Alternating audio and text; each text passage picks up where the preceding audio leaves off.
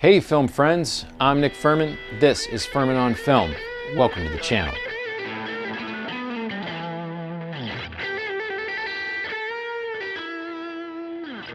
Here's a film about the hardships of family and a satirical look at black representation in the entertainment industry. We've got Jeffrey Wright as an author who writes a book called F***. Dude, why are you bleeping me? It's called F***. You can't say that. But that's the name of the book. Look, right here. It's called F***.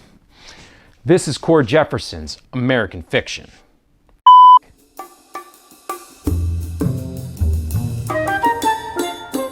Here's how I describe American fiction thematically. It's a picture that wants to have its cake and eat it too, which is kind of a nice way of saying it's really more like two different movies. You've got this main story about a struggling author who can't seem to sell his intelligent stories to mass audiences, while he witnesses others selling out to tell a certain kind of black narrative to guilt-ridden white audiences. Now that part is full of sharp wit and off-the-wall plot contrivances. But then you've also got this really heartfelt family drama about brokenness and pain within blood relations. Both elements are there, and both have moments to shine. The first thing I'll say is that this is a decent directorial debut from Cord Jefferson, who has previously done a lot of writing for TV. And when the satirical zingers hit, the film is laugh-out-loud funny in a bunch of moments. The panel of which Jeffrey Wright is a part, who judges authorial work, offers us a lot of back and forth banter. Hipster book circles and academia really take it on the chin here. The Adam Brody cameo is at least going for it, and John Ortiz is just a steady, funny breath of fresh air throughout. So what you've got is an intermingling of comedy and heart. The former doesn't happen without some really incisive and barbed writing, and the latter would have never hit home if it weren't for two pretty towering performances by Jeffrey Wright and Sterling K. Brown. Not to mention impressive stuff from Issa Rae and Erika Alexander as well. And I found several of the touching family moments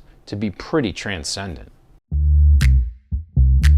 Look, to put it plainly, this is a film caught betwixt and between. You know what I mean? Like, it can't make up its mind. I said earlier that there are two disparate elements of drama and comedy. The trouble is that they don't meld together. They exist side by side, and they never coalesce into a whole that's greater than the sum of its parts. It's like Jefferson and the other writers couldn't decide whether the main story was about this family trying to come together, or about this author's zany journey to be something he despises in order to sell more copies. And since they can't seem to ever decide where to put the greater emphasis, American fiction is kind of tonally all over the place. I've heard some folks say this family stuff is endearing. Give me more of this. Let's hang out here. And others are like, whoa, stop derailing this sick satire, which is firing grenades, to sidestep into made-for-TV drama. And I have to admit, look, I love The Good Place as much as the next guy, but it's clear to me that Cord Jefferson is still kind of finding his footing as a writer-director. The issue for me is that the dialogue cuts off in sequence after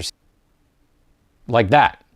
It never really digs in deep. But I got the sense if a few of these moments were just allowed to move forward a couple lines, we'd really strike pay dirt. And this is especially true of the Sterling K. Brown scenes. I wanted much more of him than the film gave us. So I guess what I'm trying to say is that the dance of writing and editing never quite fully came together and worked for me. And I'll mention two more brief points. First, there's never really much visual flair in this one either. In fact, I can hardly think of a single shot that is more than basic coverage in the production process, which is okay. I mean, after all, this is kind of a down-the-middle, Oscar baity drama. The focus is definitely on the characters rather than camera movement, but it did kind of leave me feeling like this is the definition of a fine movie. And speaking of just fine, anybody else feel like this is one of the least satisfying endings of the year? I think I get what it was going for, and to be honest, I didn't hate it, but I'm just not sure if its message really fully landed either. So, what do we conclude? American Fiction is a film that had me laughing in its determination to lambaste bourgeoisie guilt and properly send up certain literary circles, and quietly touched in the glimpses it gives us of the difficult dynamics between members of a family striving to be successful. But it operates best as a playground for the vast and varied talents of its star, Jeffrey Wright, who carries this entire project on his back.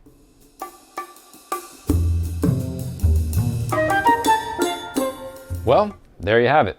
The only thing left to discuss is our rating for this picture. FOF gives American Fiction 3.2 out of 5 stars. If you enjoyed this review, please let us know by giving us a thumbs up and subscribing to the channel. And also, don't forget to visit FurmanOnFilm.com for even more movie content. Thanks for watching.